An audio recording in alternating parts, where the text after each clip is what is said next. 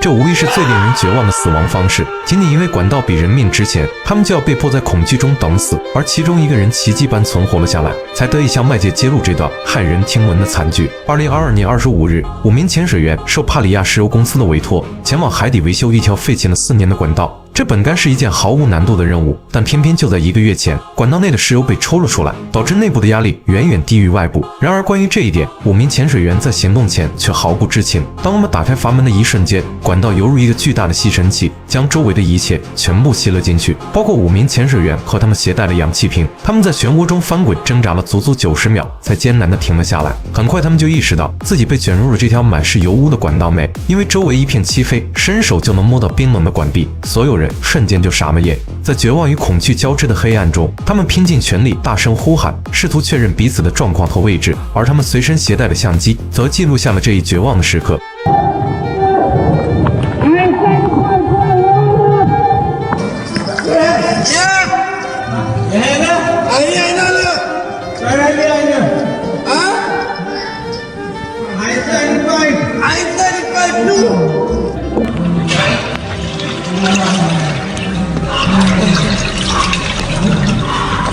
虽说刚才被撞得遍体鳞伤，甚至有2人还出现了骨折，但幸运的是，他们5个人都还活着。于是他们逐渐聚拢在一起，共同商议如何才能逃脱这个困境。这是一条直径仅为76厘米的管道，由于铺设在崎岖不平的海床上，并没有被海水完全灌满，而是留下了若干的气穴。靠着气穴里的空气，5个人暂时逃过了一劫。可在如此狭小的空间内，他们只能保持平躺的姿势，尽量将鼻子贴近管道的上方。海水混合着石油，散发出难闻的气味，刺得他们鼻子和眼睛生疼。此刻他们5个人的顺序依次为布德拉姆、阿里、亨利、纳加萨、库尔班。其中阿里左腿骨折，受伤最为严重。由于不知何时才能等到救援，所以他们一致决定采取行动。与其在这里消极等待，不如自救，来寻求一线生机。但目前首要的问题是，他们应该朝着哪个方向前进？因为一旦选错了方向，他们不仅会越走越远，还可能会因为窒息而死在管道内。年长的库尔班认为，当初他被吸入管道时是脚先进入的，于是5个人统一行动，朝着布德拉姆的方向前进。此时的他们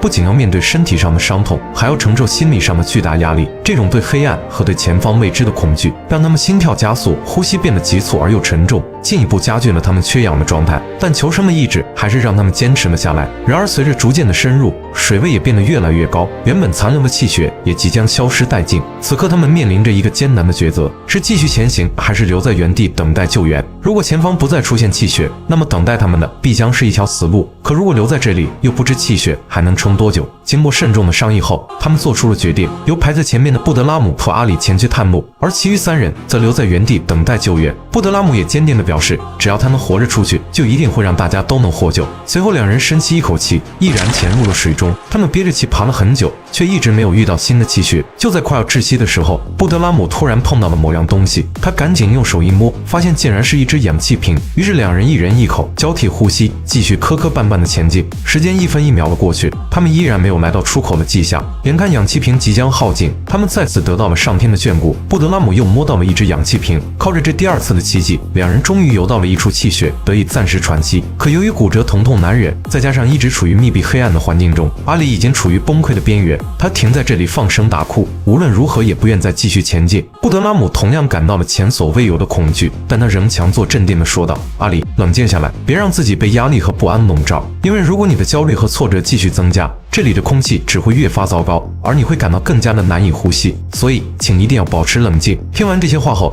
阿里逐渐稳定了情绪，但还是决定留在这里等待救援。而布德拉姆则毅然选择继续前进。他不知道前方的道路是否正确，更不清楚瓶内还剩下多少氧气，但唯一确定的是，他是大家全部的希望。只有自己成功脱困，他们4人才有活下去的可能。大约过了20分钟之后，他突然遇见了管道的拐角，心中顿时燃起了希望。接着便毫不犹豫地朝着上方游去。在用尽最后一丝力气后，他终于成功浮出了水面。然而当他试图爬上去时，却发现这里既没有着力点，管壁上还布满了油污，让他根本无法站稳。就在这时，突然出现一根链条，将他稳稳地拉了上去。他这才意识到自己已经被困了整整2个多小时。船上的同事也觉察到了异样，一直都在附近寻找他们的踪迹。而此时石油公司的高层也赶了过来。布德拉姆急切地告诉对方，下面还有4个人活着，让他们赶紧下去救人，接着便急火攻心昏了过去。等他醒来时已是第二天的下午，他发现自己正躺在医院的病床上，周围被同事和家人紧紧围住。布德拉姆急忙询问4位同伴的情况，可所有人都羞愧的不敢说话。原来直到现在，公司还没有展开任何的救援行动。布德拉姆十分愤怒和不解，他想要起身离开医院，却被公司制止，并强行注射了镇静剂。到了3月3日，帕里亚石油公司宣布4人全部遇难后，才打捞出了他们的遗体。在随后的尸检过程中，医生惊讶地发现，阿里在管道中竟然存活了39个小时，而其他人可能活得还要更久，因为在第3天，还有人能够听到管道内传来的敲击声。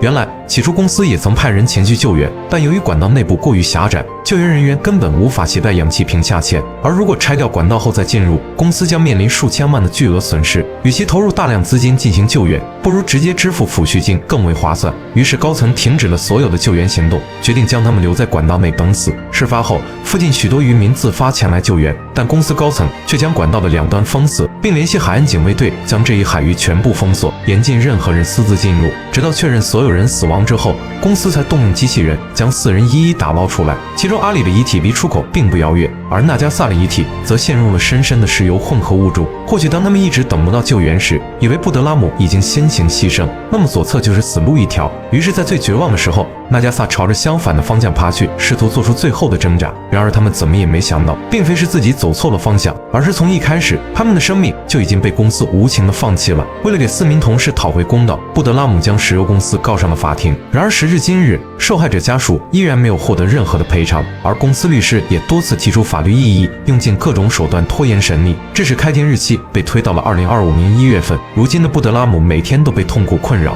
深陷于创伤后应激障碍的阴影之中。他甚至开始认为自己不应该活着，因为对他来说，带着自责和愧疚度过余生，远远比死亡更加窒息。